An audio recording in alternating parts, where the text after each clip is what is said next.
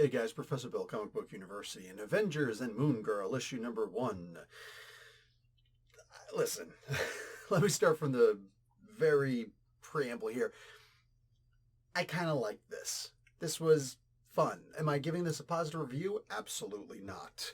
This was not a good comic book for adults. But if you got a kid, they will like this. It's very cute. It's Moon Girl. You can't go wrong with Moon Girl for kids. It's almost impossible, right? But there's a lot of things that kids will not notice in this comic book that adults will say, well, that was dumb. Let's get talking about some of those things. First, let's give credit where credit's due. So I'm going to butcher a couple of these names here, but Mahale Mashigo is the writer, and Dio Neves did the art for page 1 through 20, and for 21 through 25, Salva Espin and Bruno Oliveira did page 26 to 30. Rachel Rosenberg did all the color art. I don't see why we couldn't just do all the art. Whatever, I'm not here for that. And VC's Travis Lanham did the letters. There's a cover art by Alitha E. Martinez and Edgar Delgado. Delgado I know. I don't know who Alitha is. But hey, cover looks pretty cool. Anyway, there's a variant cover out there and another variant cover, and there's a lot of stuff out there. Whatever. Avengers created by Stan Lee and Jack Kirby. See, I've got a Captain Marvel explained in a minute, and it's talking about Carol Danvers, and I would refer back to that and notice that Stan Lee and Jack Kirby had little to do with Captain Marvel's creation. At the end of the day, there were no Avengers in this comic book except for Captain Marvel. Oh, granted, there was a memory of a hologram of Tony Stark. But, like, the memory of a hologram. Captain Marvel was relating a story of something that happened in the past where she saw and heard from a hologram of Tony Stark telling her to race and get her butt to the moon. Meanwhile, there were multiple X-Men in this, right? There was Wolverine and Havoc was in this, and I'm thinking to myself, why? Why would you do something like this? Why would you call this Avengers and Moon Girl? Take it a step further, honestly, it's Avengers and Moon Girl. The previous one, I believe, was Spider-Man and Moon Girl, and the next one will be X-Men and Moon Girl. What's the tying factor into this? Yeah, it's Moon Girl. So why isn't Moon Girl the centerpiece of the title? Why isn't her name the first name mentioned? Why isn't it Moon Girl and Spider-Man, Moon Girl and Avengers, Moon Girl and X-Men? It's one of those silly things. I think that oftentimes Marvel, and this is not the first time Marvel has done this before. They did this with Black Panther. They did this with Shuri. They did this with a whole bunch of other characters prior to this. And go figure, those comic books were not particularly entertaining either, and they were not made for kids. They were made for adults who apparently have a very, I don't want to say anything bad because the people who read it, somebody might have liked it. They're made for adults who are not going to pay attention to continuity or good writing or even halfway decent art. And here the art was actually pretty good. All of it. I really did like all of the art in here. That being said, some of the things didn't quite mash up. There's a scene in here where Moon Girl really looks like she's yelling at Captain Marvel. I mean, she's got this look on her face, her arm is twisted in the back, and it looks like she's saying, what the heck are you thinking about, right? The problem is the dialogue didn't exactly match with the face, because the face looking like that, the body language looking like that, and she's saying, yeah, so I've got a scale of Devil Dinosaur so I could track down some of Devil Dinosaur's clones. And hopefully it'll help me to track down Devil Dinosaur also. We couldn't have abbreviated that. We could have found different word choices. Some of the language in here, I'm wondering if the writer's first language is English. Is what it is. I'm just here to critique a comic book. I don't know anybody here, and I don't want to insult anybody. But some of the language in here, as an English teacher, was not very good. All in all, it passes. It more than passes, right? But it's one of those things where it's like, if you're hiring somebody whose first language isn't English, shouldn't the editorial team be paying attention to that? I mean, what exactly is the purpose of an editor? Sometimes we have to wonder. Editor. Yeah, the art matched up for everything else in here. It's just that one scene. some of the things that were said in here, they didn't make a lot of sense. Moon Girl has been to the moon before. Hi, I've read the Moon Girl Devil Dinosaur comic book before. She's been to the moon before, for crying out loud. Here they're gonna infer shit and she's been in space. Like, come on.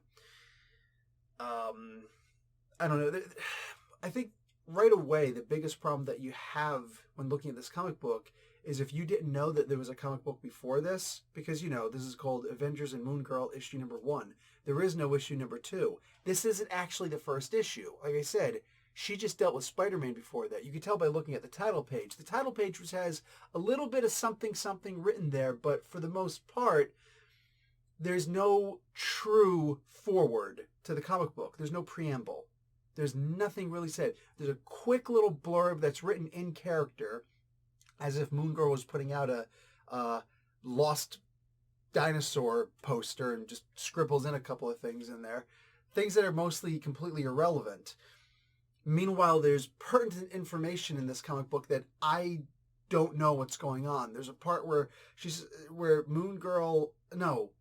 Carol Danvers asks a question and Moon Girl says, "Oh, well, I'll explain that." The very next panel, it says, a long explanation later, and then she's finishing up the explanation. And I could tell right away, there's a book that came before this, and that's where this happened, but there's no refresher for me as to what exactly this is, what happened to Devil Dinosaur? Why is Beastly's head changing shape and things like that? Beastly's the purple dinosaur, which, the clone of Devil. Like, why are these things happening? There's not one part in this comic book that says what the name of the comic book is before. That's why I'm saying I think it was called Spider-Man and Moon Girl. I think, but I don't know. I didn't notice it in the comic book shop. I didn't see it on the Marvel app. I don't know what's going on. And there's nothing mentioned in here. There's not a single asterisk with an editor's note that indicates, hey, if you want to know what happened here, maybe you should go out and buy such and such and Moon Girl comic book, whatever it was. It's heartbreaking when a comic book company like Marvel has been in existence for as long as it's been. It's not the oldest comic book company. DC is older. But Marvel is, in fact, the second oldest still running comic book company in existence. It's heartbreaking to see this. They still haven't figured this out. How do I know what the comic book was before this? Without knowing that, how do I know that there was a comic book before this? How do I know where to find that comic book? What exactly is it titled? Right now, I can go and I can talk to my comic book guy. Hey, bud, what's up? What was the comic book that came before this? And he or somebody will know. But what about a year from now, if I come across this comic book? Nobody's going to remember this. Maybe they'll take all of these comic books together, the X-Men and Avengers and the Spider-Man one, and they'll put it together in a trade paperback. I don't know what they'll call it. People and Moon Girl? Moon Girl is the title character. She's the only thing that continues throughout all of the comic books, all of the issues. Moon Girl's name should be first, so you can easily find these things. You're going to put this in a trade paperback later? Fine. How about this? Don't put it in single issue form. Leave it in trade paperback form and put it out there for people to buy. That's not hard. I don't think this comic book is going to make that much money on its own. Let's face it, it's not, right? Initially sell it in trade paperback format. Put Moon Girl's name in the front. This doesn't help, here's the point. If I go to my comic book store and I start scrolling through A and I see Avengers and Moon Girl, I'm thinking this is the only issue here. And then by the time I get to the end of it, and I'm in the X's, if I decide to stay in the comic book store for 6 days straight, and I get to the X's, what, are your comic book stores small? Gotham Central Comics and Collectibles in Mississauga, Ontario, Canada. I almost said New Jersey. Jeez. Flashback. Anyway, I went to Comics Plus in Jersey. And Jane's Silent Bob's Secret Stash later. So if I get to X and I see X-Men and Moon Girl, why are these things literally on two opposite sides of the store? Avengers A, X-Men X. You might be thinking, yeah, Professor, you don't have to tell me which section they're going to be in, under what letter. But apparently somebody has to tell Marvel. The problem is when you think people in general are of average intelligence or better, right? Right? Right? But then at the end of the day, you come to realize, no, some people just really aren't that smart. This isn't hard. It's a comic book. They don't usually teach rocket science in comics. Therefore, it's not rocket science.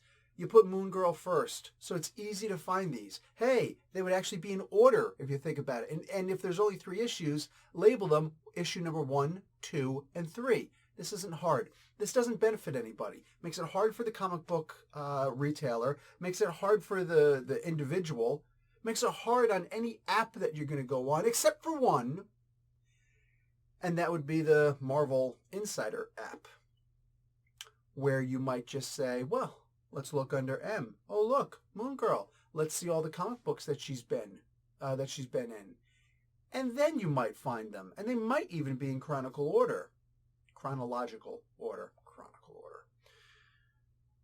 It's heartbreaking to see that every so often, Marvel just makes an absolute dumb bonehead decision and puts out a book with a cranky, janky title with no foreword, no editor's notes telling me what other books to buy. Isn't the whole purpose of selling comic books to get people to buy more comic books?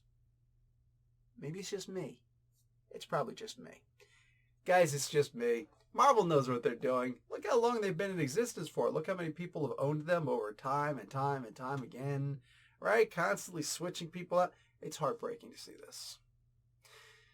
Guys, if you have a kid, I don't care if it's a little boy or a little girl, they're going to see this comic book. They're going to read it. They're going to see a bunch of giant and small-headed T-Rexes of different colors running around, and Moon Girl, who's just one of the absolute most hands-down lovable characters ever written into comics.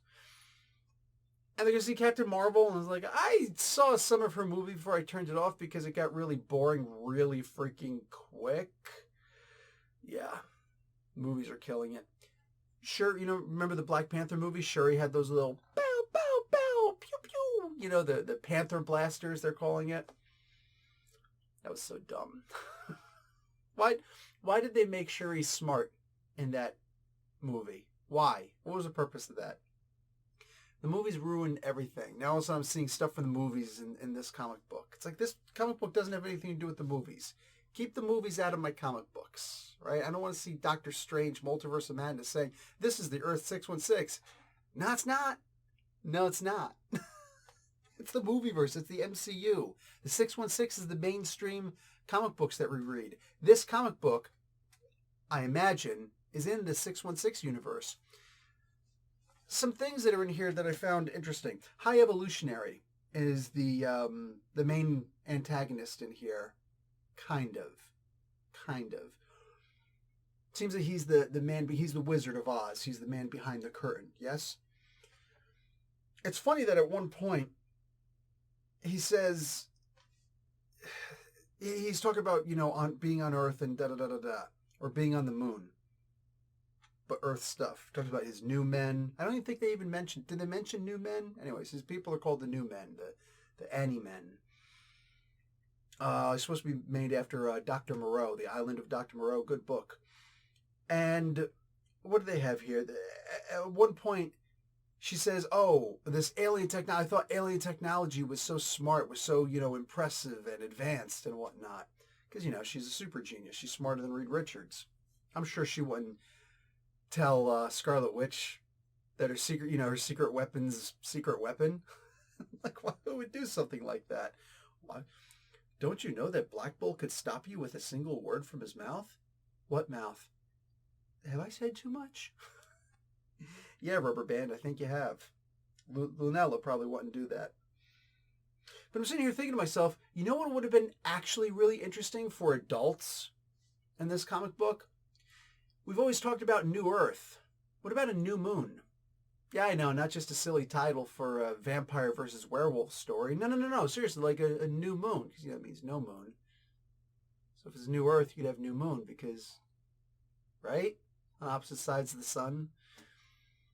If you don't know who High Evolutionary is, that doesn't make a lot of sense to you. That's fine. At the end of the day, there were things here where I saw ideas that could actually work, right? Guys, keep this comic book for your kids. They will enjoy it. They're not going to know any better. And it's a throwaway. They'll fold it up. They'll cut out pictures. They'll see if the silly putty thing still works. It's a shame that doesn't work anymore. They'll rip it. They'll mess it up. Or maybe you'll teach them how to collect it. It won't make any money. And just leave it at that. This book is not for adults. There are too many things that happen in here where I'm just looking at it going, but some clearly overthinking it. And that brings me to a final point that I want to mention about Marvel in general. If you're going to make a kid's book, here's an idea. Put kids on it. Write kids on it. Make sure that I know that this is a kid's book. So an adult doesn't come by and just go, because at the end of the day, if somebody's walking through the comic book store and just, and looking at things, right there next to the title, right there next to the issue number, it says, for kids. Usually I shop for myself. Sometimes I'll think, there's Saga. Yeah, my wife would probably love this. Say she would love something like this, right? But unless I see something like Sonic, I'm not thinking this is going to be for my kids. Because a lot of the stuff that happens in the comic books nowadays, they're not for kids, right? But if I see kids right on the top left, right? Just justified and aligned, top left. If I see that, suddenly I start thinking to myself, oh, and it's Moon Girl. Yeah. You know what? Why not get this for my kids? Why do I keep telling Marvel how to make money? And yet the only thing in Marvel that makes money, besides merch, is the movies. And it's because of the movies that merch is selling in the first place. The comics just started selling. They could change that. It's not that hard. They just have to pull their heads out of their butts. Guys, that's it for me. Like the video, watch it, and I'll talk to you guys later. Professor Bill, Comic Book University. Class dismissed.